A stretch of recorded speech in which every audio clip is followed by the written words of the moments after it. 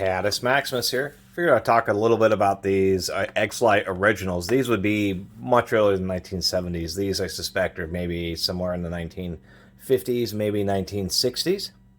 XceLite is a brand that's owned by Apex Tool Group. It used to be Cooper Tools, like this XceLite set. This XceLite set is somewhere like 80s or 90s when after they were bought out by Cooper, but then Cooper merged with Danaher and became Apex Tool Group.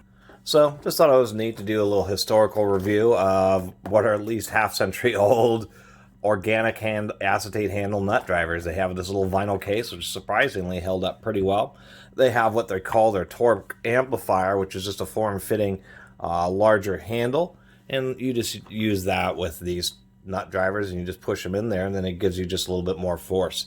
These were always the original Stubby nut drivers.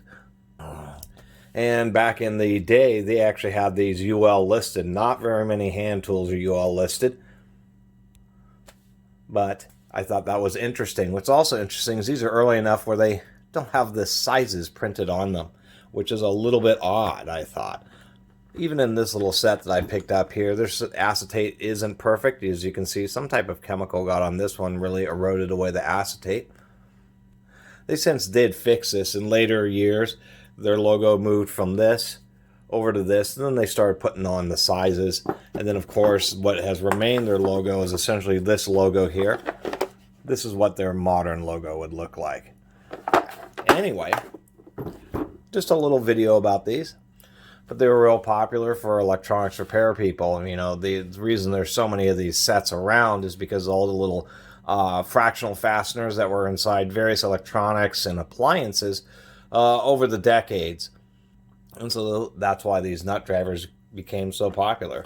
One thing that was nice about the XceLites is if we check here, the sizing is actually pretty good. There's very little play on this 1/4-inch fastener. Even if we compare that to, say, a truly nice nut driver like this WIA, we can see that the tolerances are about the same.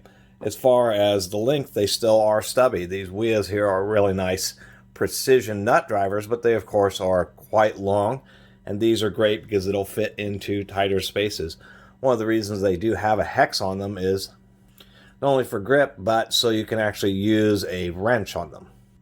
I've seen a lot of these people just use pliers on, and I don't think it's real common knowledge that these are 1/2-inch hex. So they're designed so you can just take a wrench and put it on there and be able to get enough torque to break whatever fastener you need to, and then be able to easily spin it out. These, along with the Vacos and then the channel locks, are like the most common of these acetate handle stubby nut drivers.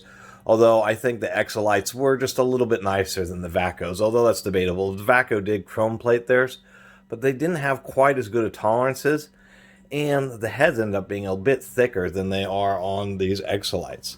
And that's something that the modern WIA here has a very thin head so they can really get into some tight spaces. This is also the more traditional type of precision nut driver, but these are usually found for, these are like part of those metal precision screwdriver sets, but these are for super tiny nuts.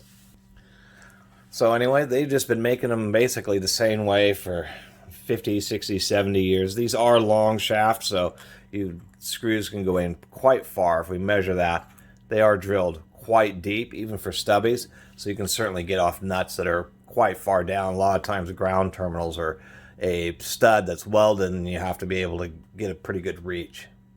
So they're essentially like deep wells.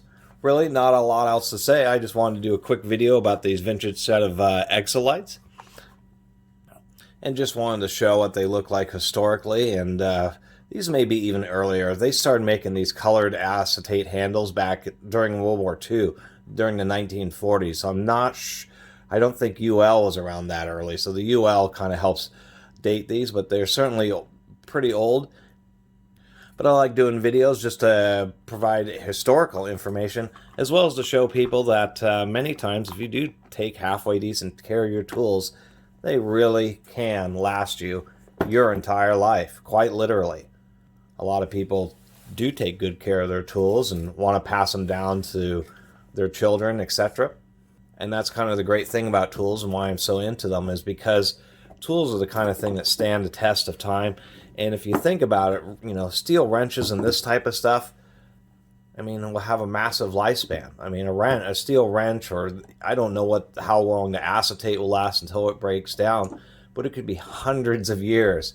You could actually have, centuries from now, pass these down and say that family members from centuries earlier had them and used them. And I think that's kind of cool, because these already are more than a half century old. These are probably 75 years old, and still work just as well and are just as useful as the day that they were released. And surprisingly enough, this vinyl packaging is actually held up. There's not a single crack or split on it, which is actually kind of blows me away, because usually the packaging doesn't hold up as well. These blow molded cases are made of high density polyethylene, and eventually it seems they kind of want to get brittle and fall apart, but vinyl doesn't. Anyway, I really appreciate everybody who's been watching and subscribing. If you haven't subscribed, please do. Until next time, Catus Maximus out.